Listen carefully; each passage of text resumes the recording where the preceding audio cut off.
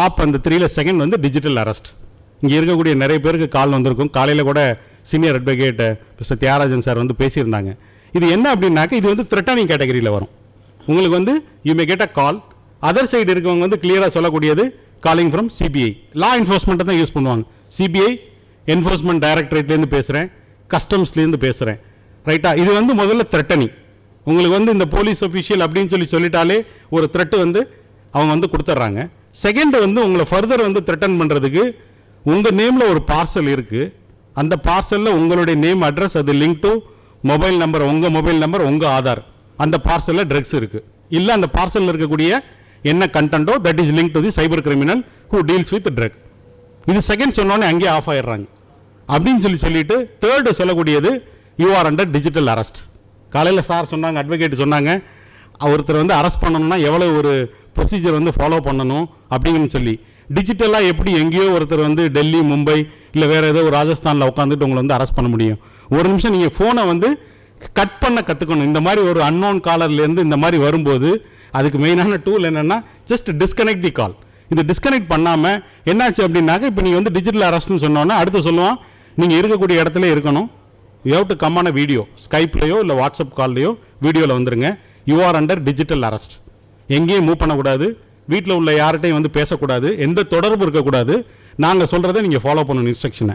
அப்போ என்ன பண்ணோம், நீங்கள் வந்து நான் இந்த மாதிரி எதுவுமே பண்ணலை, எனக்கு பார்சல் எதுவுமே இல்லை அப்படின்னு சொல்லும்போது we know you are innocent, okay, we'll help you. ஆனால் டு ப்ரூவ் யுவர் இன்னசென்ஸ் என்ன பண்ணணும் அப்படின்னாக்க உங்களுக்கு என்னென்ன பேங்க்கில் அக்கௌண்ட் இருக்குது எல்லா பேங்க் டீட்டெயில்ஸையும் கொடுங்க, எவ்வளோ அமௌண்ட் இருக்குது எல்லாத்தையும் சொல்லுங்கள். we are from government. விர்ச்சுவலாக நீங்கள் அந்த சைடு பார்த்தீங்கன்னா அப்படி இம்பர்சனேட்டிங் ஒரு போலீஸ் ஸ்டேஷனோட setup. CBI office, CBI logo, இடினா இடியோட லோகோ, கஸ்டம்ஸ்னால் கஸ்டம்ஸோட இது கம்ப்ளீட்டாக இருக்கும்.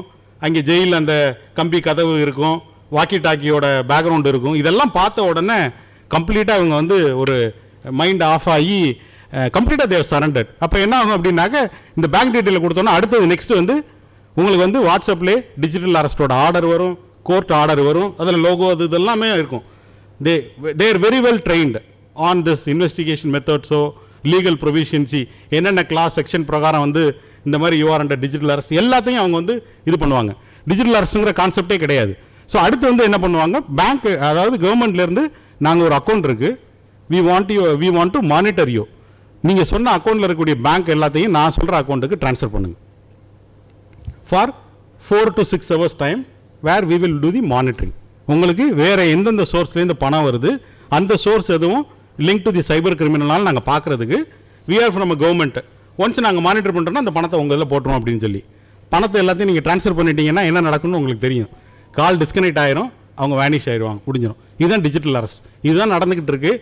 இந்த மாதிரி இந்த சினாரியை சொல்லி த்ரெட்டன் பண்ணோன்னே எல்லாருமே பயந்துட்டு இதுலேயும் பெரிய லெவலில் amount 4 lakhs, 40 lakhs, 80 lakhs, crore கணக்கில் வந்து பயந்து அதில் வந்து அவன் வந்து என்ன பண்ணுவான், சோஷியல் மீடியாவில் இருக்கக்கூடிய ஒரு இன்ஃபர்மேஷனை கலெக்ட் பண்ணி எப்போதுமே சைபர் கிரிமினல் இருந்து ஒருத்தர் உங்களை டார்கெட் பண்ணுறதுக்கு முன்னாடி தே டூ தி ப்ரொஃபைலிங். உங்களை பற்றிய டீட்டெயில்ஸ் வந்து கலெக்ட் பண்ணுவான்.